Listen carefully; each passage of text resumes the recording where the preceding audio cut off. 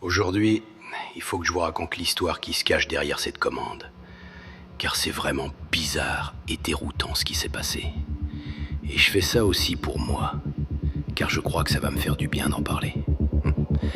Alors préparez-vous à être, disons, au moins surpris.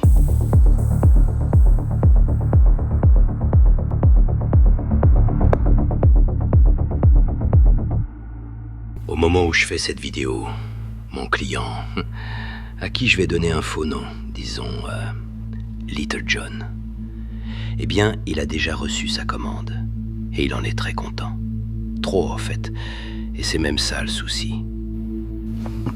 Puisqu'après l'avoir reçu, comme beaucoup font, il m'envoie un message pour me dire que c'est super beau et qu'il est ravi. Mais il ne s'arrête pas là. Et il décide de m'envoyer un petit cadeau supplémentaire. Mais ça, il ne le dit pas. Je le comprends quand je le reçois en voyant l'adresse de l'expéditeur. Je fais le rapprochement avec Little John. C'est une enveloppe dans laquelle se trouve une carte SD. Et là, je me dis, putain, trop sympa le mec. Il se rappelle de notre conversation qui a précédé sa commande, quand je lui parlais de mes petits problèmes de stockage. Au début, je trouve ça vraiment gentil de sa part. Mais ça, c'était avant que je voie ce qu'il y avait dedans. Donc, je mets la carte dans le PC et je regarde ce qu'il y a dedans. Et elle est quasiment vide. Il y a juste un seul fichier. C'est un MP3. Je clique dessus et voilà ce que j'entends.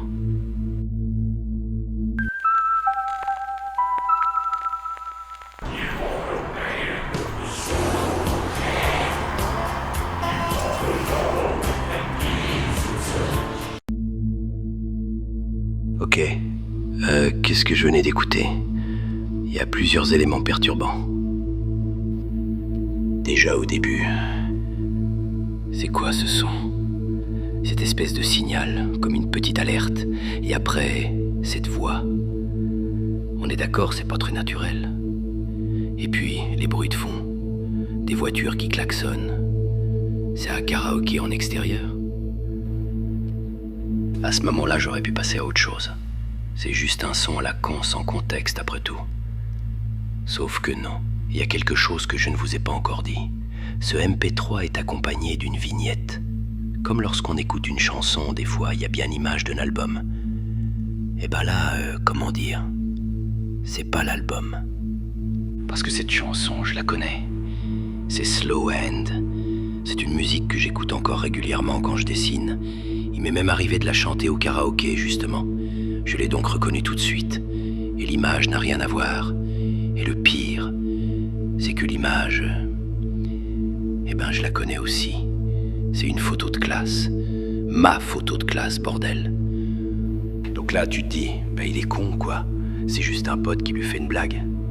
C'est aussi ce que je me suis dit. J'ai donc envoyé un message à Little John, déjà pour lui dire merci pour le petit cadeau, mais surtout pour savoir à quoi ça rime ce truc. Je lui demande si c'est un ami d'enfance vu qu'il a la photo de classe. C'est sûrement un des gamins qu'il y a dessus. Mais que son vrai nom ne me dit rien, et j'ai une bonne mémoire pour les noms, mais il aurait très bien pu donner un faux nom pour rendre sa blague crédible. Et là, il me répond ça. On ne se connaît pas car tu crois m'avoir oublié. Tu t'es forcé à effacer ton souvenir en choisissant la mauvaise photo. Et là, je percute. Je sais pas si c'est toujours le cas aujourd'hui, mais à l'époque, quand il y avait une photo de classe, on nous donnait toujours le choix entre deux versions. Au cas où si t'avais fermé les yeux, fait une grimace, ou si tu regardais ailleurs au mauvais moment. Donc logiquement, ce gars devrait se trouver sur l'autre version de la photo de classe. Mais comment mettre la main sur cette version? Il faudrait que les amis avec lesquels je suis resté en contact aient choisi l'autre, mais non, ils ont la même que moi. Qui m'étonne, c'est normal, qui aurait voulu garder ça? Car l'autre timbré a fini par me l'envoyer chez moi. Ah, bordel. Mon cerveau avait réussi à mettre ça au placard, et voilà que ça me revient en pleine figure. Avant de vous la montrer, il faut que je vous explique. C'était en maternelle que ça s'est passé. Il y avait une sorte de spectacle, avec des marionnettes, un clown, et un autre gars déguisé. Par un concours de circonstances, ça s'est passé le même jour que la photo de classe. Et cette personne a fait le forcing pour être dessus. La maîtresse finit par accepter car elle savait justement qu'il y avait plusieurs versions et que chacun pourrait prendre celle qui l'arrange. Faut se remettre dans le contexte, on était en maternelle, putain. Et il nous fout un gars déguisé par Belzébuth en personne. J'en ai fait des cauchemars pendant des années. Et ce machin a fini par me retrouver. La commande, c'était juste un prétexte pour avoir mon adresse. Et maintenant qu'il l'a, c'est quoi son but ? Parce que le gars, lui, il a pas l'air de m'avoir oublié, c'est pas un hasard. S'il a choisi cette musique, j'en suis sûr, la petite sonnerie du début, ça sonne chez moi comme une alerte. Et il le sait, cet enculé. Ça fait combien de temps qu'il m'observe ? Je vais devenir parano, sérieux. En même temps, y a de quoi. Regarde-moi ce visage de porte-bonheur.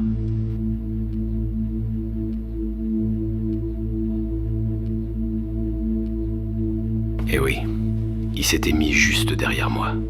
C'est cool, non ? Et puisque j'ai son adresse, je suis allé voir à quoi ça ressemblait sur Google. Un vrai petit coin de paradis, tu trouves pas ? Mon Dieu, mais quelle angoisse.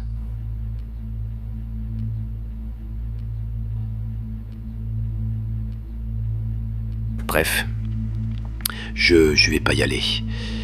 Et puis encore une fois, c'est quoi son objectif ? Il pense que je vais être content ? Qu'on va devenir potes et faire la tournée des bars ? Je suis perdu, j'arrive pas à comprendre sa démarche, à se siphonner du bulbe. Et même le dessin là qui m'a commandé, c'est Boromir du Seigneur des Anneaux. Ça aussi c'est pas un hasard. Il sait que ça fait partie de mes personnages préférés. Pourquoi avoir mis son dévolu sur moi ? C'est quoi qui l'attire ? J'en ai bien sûr parlé à mes amis qui étaient dans la même classe que moi. Et j'ai été très surpris d'apprendre que personne d'autre se souvient de lui, même en leur montrant la photo. Ils ont tous zéro souvenir de cet événement. Tu te doutes bien que j'ai fini par lui poser la question directement, et il m'a répondu bien des jours plus tard en disant « Si tu t'es mis au dessin, c'est grâce à moi ». Le pire, c'est qu'il a raison. J'étais tellement hanté par le souvenir de sa gueule de fifre que je le voyais régulièrement en cauchemar. Et du coup, je dessinais et redessinais encore et encore son visage, comme pour arriver à fermer la boucle dans mon esprit. Et c'est quand j'ai fini par être satisfait du résultat que j'ai réussi à l'oublier et à passer à autre chose. Quelque part, cette chose et moi sommes liés. Et il doit penser que je lui dois quelque chose, que je lui suis redevable du talent que j'ai développé avec le temps. Une fois que j'ai compris ça, je savais ce qu'il me restait à faire. Fermer à nouveau la boucle. Pour ça, il me fallait l'élément qui m'avait permis à l'époque de passer à autre chose. Le dessin. Pendant tout un week-end, j'ai retourné toutes mes affaires, tous mes classeurs, mes cahiers, mes porte-vues, dans le grenier, dans le garage, partout. Impossible de retrouver l'un des multiples portraits que j'avais faits de cette chose. Et c'est en ne cherchant plus que je me suis rappelé d'une chose. La niche du chien. Cette niche, c'était mon père qui l'avait fait lui-même. Et pour que le chien soit à l'aise, il avait voulu l'isoler avec de la laine de verre qui restait des travaux de la maison. Mais il en manquait un peu. Et j'avais filé un petit coup de main en mettant des dessins en boule pour combler les quelques trous. C'est plus le même chien, mais c'est toujours la même niche. J'ai pris mon pied de biche et j'ai enlevé le lambris. Et regardez qui ressurgit encore une fois du passé. Quelle belle tête de vainqueur que je vais me faire un plaisir d'éclairer à la flamme d'un peu trop près. Chou, voilà, je crois que je vais pouvoir continuer à aller de l'avant.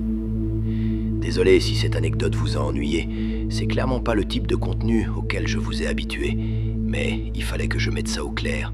C'était une sorte de psychanalyse interactive. Dites-moi ce que vous en avez pensé, et si vous aussi, vous avez eu des faits marquants durant votre enfance.